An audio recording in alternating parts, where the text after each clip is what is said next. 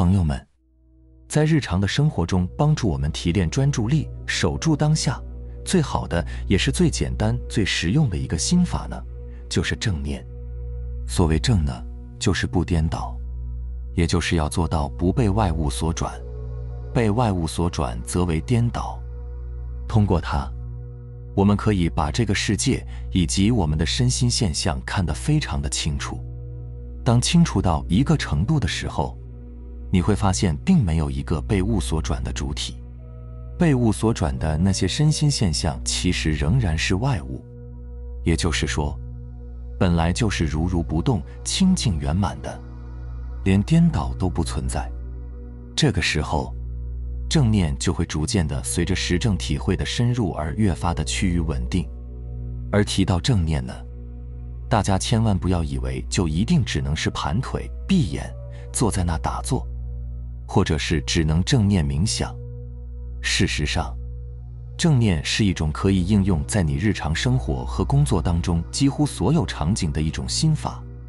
它是最基础的一种心法，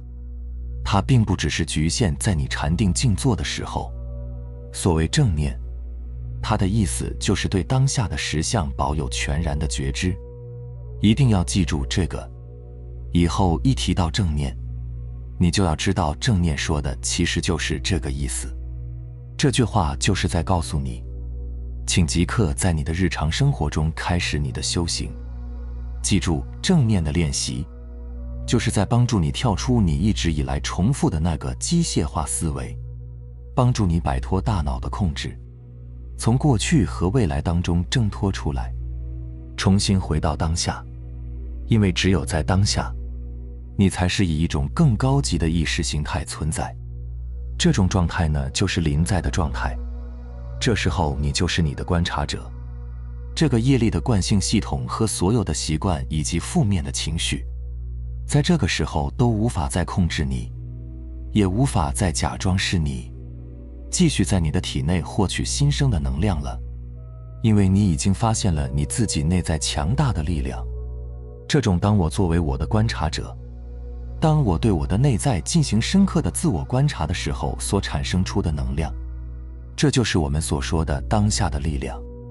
记住，你永远不可能向痛苦和负面情绪宣战，这样做只会引发你内在的冲突，并且创造更深的痛苦。所以你只是观察它，这就足够了。观察它则意味着你接纳它成为当下时刻事实的一部分，而这一切只能发生在当下。所以正念的练习可以很有效地帮助我们从大脑的各种无意识的思维当中，也就是你的胡思乱想当中解脱出来。所以在日常生活当中，你要有意识地开始修炼正念的心法，去尝试让自己体验临在和思维空白的状态。比如你平时的走路，你走的每一步都要尽量保持全神贯注，完全集中你的注意力。或者当你在洗手的时候，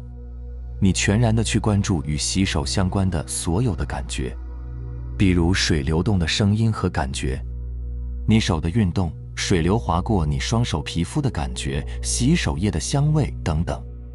还有你准备开车的时候，当你坐上车关上车门，先停顿几秒钟，并观察一下你的呼吸，感受一下你的身体接触座椅的感觉，你双手掌握方向盘的感觉。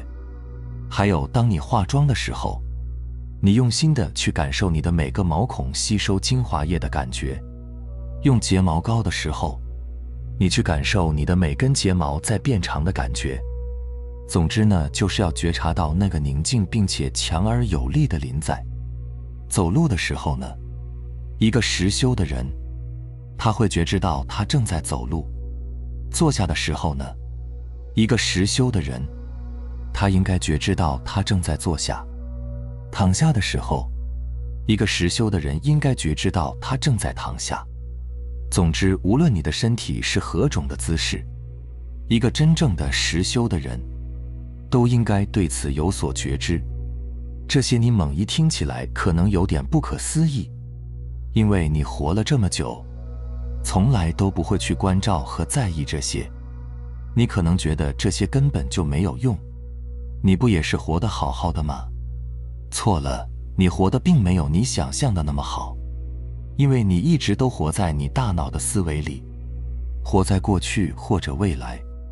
活在焦虑、烦躁、痛苦当中。只有你开始如此的进行实修，你才能关照到自己身体的感觉，才能真正安住在当下。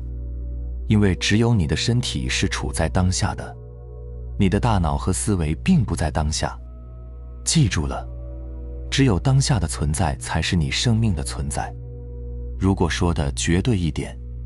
那就是只有当下的你才是真正的活着。当你在洗碗的时候，那你就应该只是洗碗，也就是说，洗碗的时候，你应该对正在洗碗的这个实相保持全然的觉知。虽然听起来太简单了，但是其实这才是最关键的地方，也是最难做到的地方。如果你可以对这个当下保有全然的觉知，那么在这个当下，你就是完完全全的自己。你跟随自己的呼吸，觉照到自己的存在，觉照到你的心念和动作，你就不会再和从前一样。人在这洗碗，头脑可能去了过去或者未来了，做着各种强迫性的、没有任何意义的无意识思考。这是一种空转，它在空耗掉你的能量和专注力。注意，在你洗碗的时候，我们想的如果是待会要吃点水果，或者说待会要泡一壶好茶，并且因此你急急忙忙地把碗刷完，那么我们就不再是为了洗碗而洗碗。也就是说，洗碗的时候我们并没有活在当下。事实上，站在水池旁边洗碗的我们，完全没有体会到真正的活着，我们就是一个做着机械化运动的木偶而已，不是吗？可悲的是，如果我们不知道怎么洗碗，那同样你也不懂得怎么泡茶，怎么喝茶。你泡茶喝茶的时候，你还是会想着其他的事，你几乎觉察不到手里的这杯茶。其实我们的专注力就是这样在日常的生活当中被过去或者未来都吸走了，根本无法实实在在地活着，甚至连1分钟都做不到。到底谁才应该是我们肉人的真正的主人呢？再比如说，你吃饭的时候，我们往往都是把一口饭放进嘴里，还没等怎么嚼，然后又迫不及待地把另一口饭塞进来了，是不是这样子？我们几乎意识不到自己吃的是什么，我们好像根本不是在吃饭。如果非说我们吃下去了什么，那倒不如说我们吃的是过去和未来的思绪或者联想。饭的确要一口一口地吃，如果你懂得好好的吃哪怕其中的一口，那你大概就会懂得如何好好吃一整顿饭。但是如果你连其中的这一口都不会吃，那你其实就根本不会吃饭。我们现在有很多的胃病、消化系统的疾病、肥胖，甚至严重到食道癌等等，其实也都是和你不会吃饭有直接的关系。那么要如何才算是在保持正念下吃饭呢？你应该慢慢的放松，把你的注意力从你的头脑思维当中拉回到吃饭这件事上来，从你拿筷子去夹食物开始，然后是注意力跟随筷子上的食物进入到你的嘴里，你专注地咀嚼你已经送到嘴里的食物，仔细地去咀嚼，感觉它们在你嘴里和唾液充分的混合，慢慢的融化，觉知到你吃的东西本来的味道。然后呢，你再慢慢吞下去，感觉它经过你的食管到了你的胃里。这时候你再继续下一口，听起来挺麻烦的是吧？但这就是在保持正念之下，提起对吃饭这个实相的觉知之下正确的吃饭。只要你这样去吃饭，那么在吃饭的这个过程当中，你就做到了安住当下，头脑和情绪就不再是你肉人的主人。在这里我们需要注意一点，就是在这个过程当中，如果你的注意力被头脑中的任何杂念带走，你要立刻把它再拉回来，不要有任何多余的自我评判。比如在你品尝食物的过程中，你升起了一个好难吃的念头，然后被你察觉到了，那就继续回到吃饭这件事上。我们总是习惯性的去评判现象，比如最开始观察到的念头，当观察到后，就会对念头的表现产生评判。如果又观察到了评判本身这一现象，又会去评判评判本身，如此又是一层新的评判。一旦起了评判，细微的嗔心就会酝酿，烦恼就滋生了。这样的状态下，